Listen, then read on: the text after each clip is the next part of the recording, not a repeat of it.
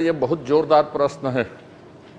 आपका हर प्रश्न जोरदार रहता है। नहीं नहीं, ऐसी बुद्धि आप लोगों ने कहां से जुटाई? उस बुद्धि को तो हमको बताइए, उससे चरण स्पर्श करेंगे। मैं माननीय मंत्री जी से ये जानना चाहूंगा, राइस के बारे में बोल रहे हैं कि और कोई दूसरी? नहीं भैया, मेरा 11वां नंबर के बारे में बोल रहा हूं।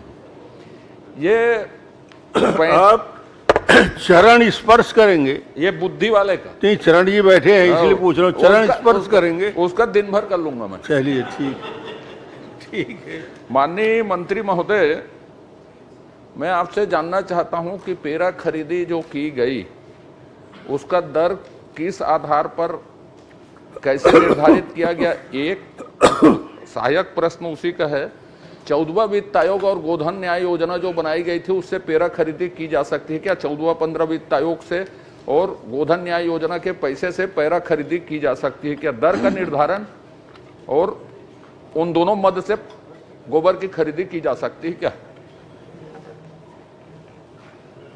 माननीय अध्यक्ष महोदय, पैरा खरीदी नहीं की गई है, पैरा दान में मिला है।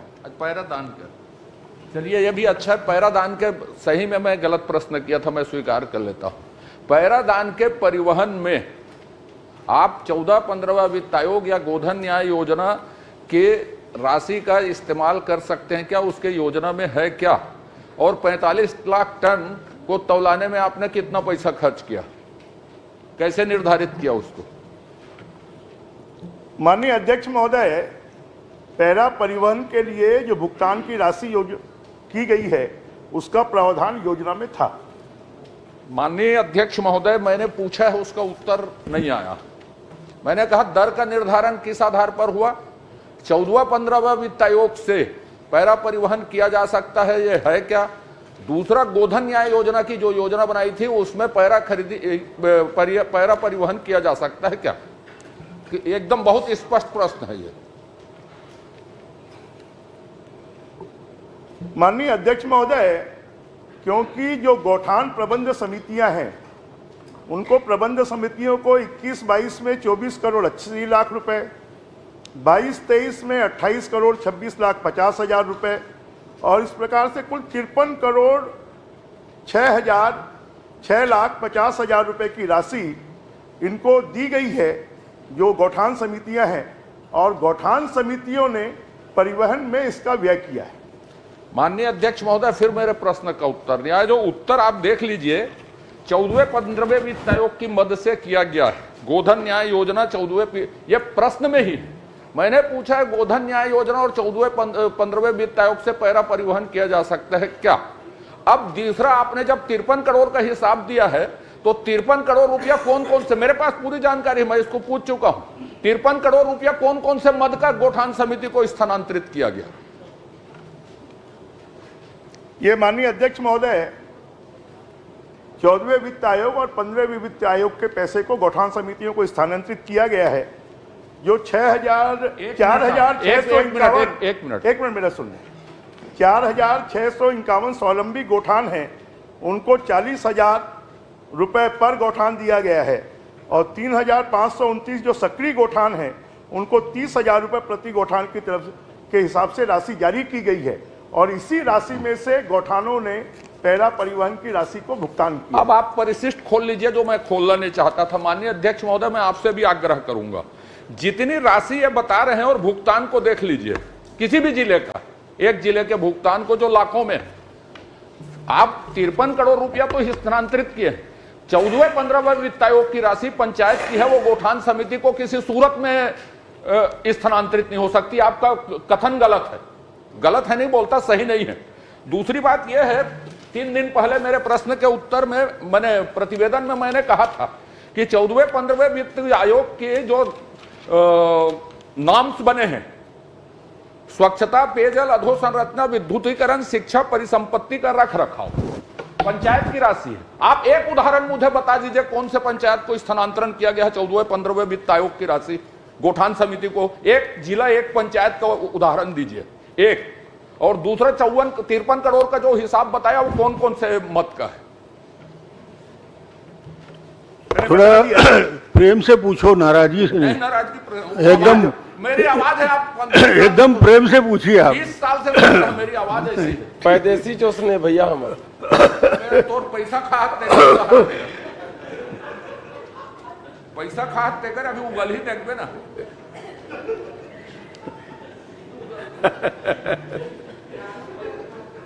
माननीय अध्यक्ष महोदय, मैंने बताया कि 14वें और 15वें वित्त आयोग की जो राशि है उसमें से इसको गौठानों को राशि दी मेरा गई। उत्तर नहीं आ रहा है माननीय अध्यक्ष महोदय।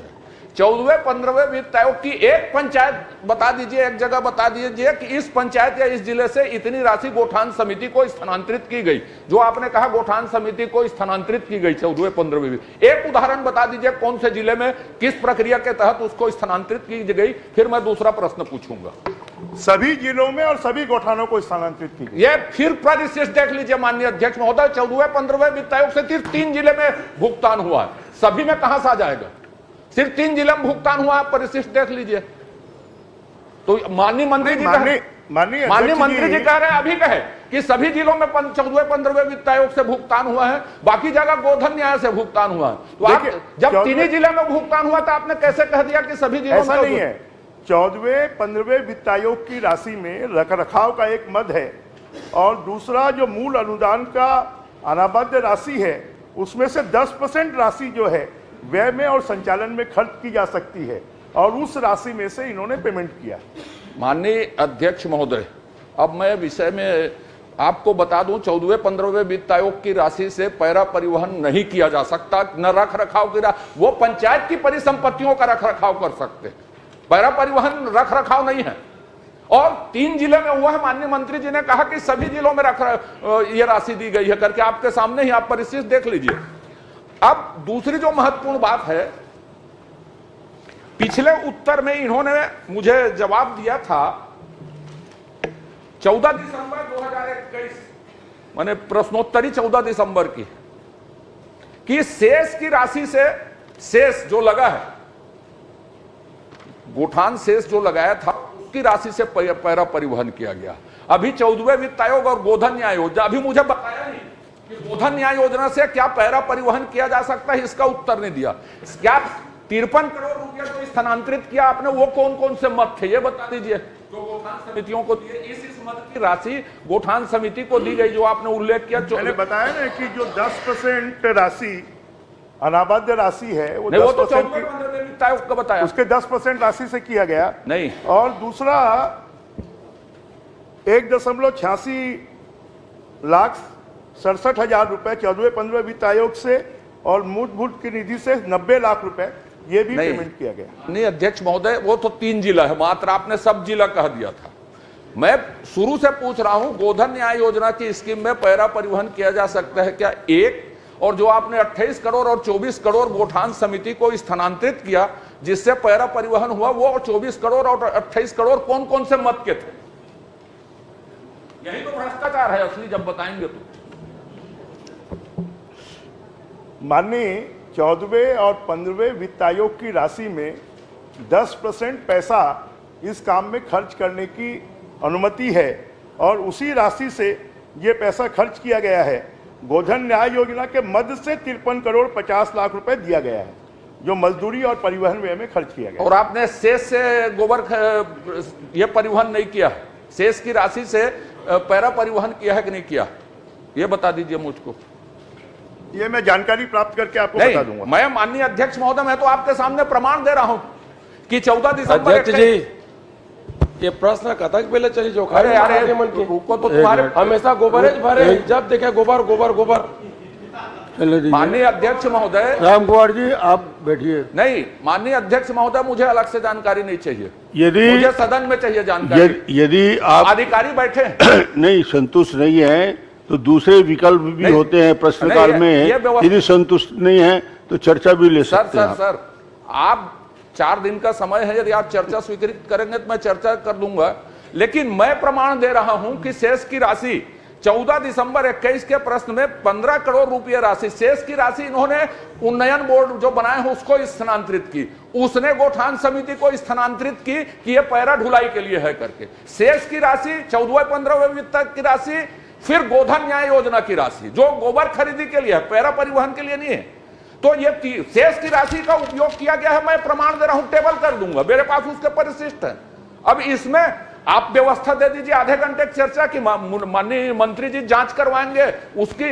अब उसके बाद मैं दर पर पूछूंगा, यदि जांच की घोषणा होगी तो दर पर नहीं पूछूंगा मैं, नहीं तो दर पर पूछूंगा। तो दर में लिखा है, परिशिष्ट पढ़िए ना, स्वविवेक और दूरी के आधार पर किसमें ढुलाया गया, कितने ढुलाया, कौन सा दर है, बोझा के हिसाब से दिए कि मेटाडोर के हिसाब से दिए, गाड़ी के हिसाब से दिए, ट्रक के हिसाब से दिए, कितनी दूरी दिए।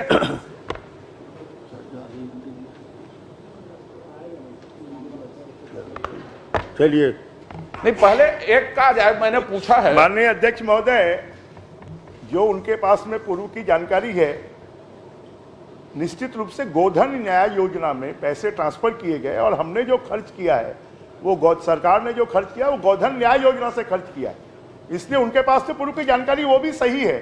हमने जो गोधन न्याय योजना में पैसे आए और उस गोधन न्याय योजना से इसको खर्च किया है।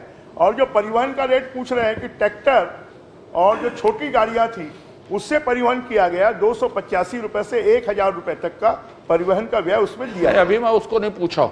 माननीय अध्यक्ष महोदय, बहुत क्लियर कट है कि मैं प्रमाण दे रहा हूं कि शेष की राशि का मैंने बताया कि पैरा ढुलाई के लिए उपयोग हुआ है, जिसको इसमें छिपाया गया। मैं अभी टेबल कर सकता हूं उस प्रमाण को, आप अनुमति देंगे तो। मैं ये कह रहा हूं कि पैरा ढुलाई में दूरी के आधार पर आप जो 250, 285 से 1000 बता रहे हैं, एक जिला आपने भुगतान किया होगा 14वें 15वें वित्त आयोग से, कोई भी एक जिला पकड़ लीजिए, उसमें जांच करवा दीजिए यदि पैरा आप प्रश्न कर लीजिए ना। अरे साहब, मैं आप सीधे प्रश्न कर रहा हूं माननीय अध्यक्ष महोदय, इसकी जांच करवाएंगे? बस विधानसभा को गुमराह किया जा रहा है। ब्रिजमोहन जी जांच कराएंगे क्या? निश्चित रूप से माननीय अध्यक्ष महोदय, विधायकों की समिति से। चलिए, वरिष्ठ विधायक पूर्व मंत्री जी इसमें भ्रष्टाचार की बात कर रहे हैं कि गड़बड़ हुआ है, कुल मिला के उनका ये प्रश्न है, तो उन्होंने जांच की मांग की। निश्चित रूप से हम वरिष्ठ अधिकारियों की समिति से विधायकों की जांच करवा लेंगे। विधायकों, क्योंकि ये कागज में पैरा ढुलाई हुई है। आप 45 लाख टन किसमें तौलाए हैं उसकी एक रसीद बता दो मेरे को, आपके अधिकारी बैठे हैं, भेज दे। 45 लाख जांच के लिए सहमत हो गए हैं। नहीं तो अधिकारियों से नहीं, उन्होंने किया धरा है सब।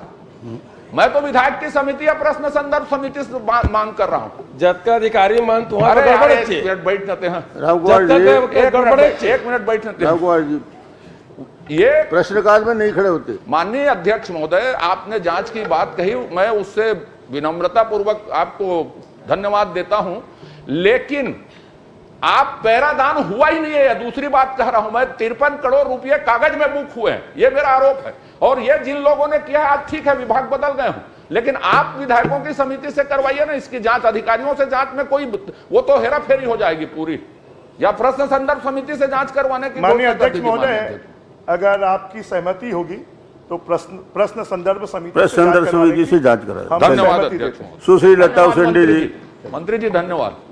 लता जी। माननीय अध्यक्ष महोदय, पैरे की बात आई है माननीय अध्यक्ष महोदय, मैं गोबर की बात भी करना चाहूंगी। गोबर खरीदी के लिए सरकार ने अलग से कोई मद रखा है या फिर जो जानकारियां यहाँ पे दी गई थी अलग अलग रखा है, या बजट में स्पेशल इसके लिए कोई अलग से मद रखा गया है क्या?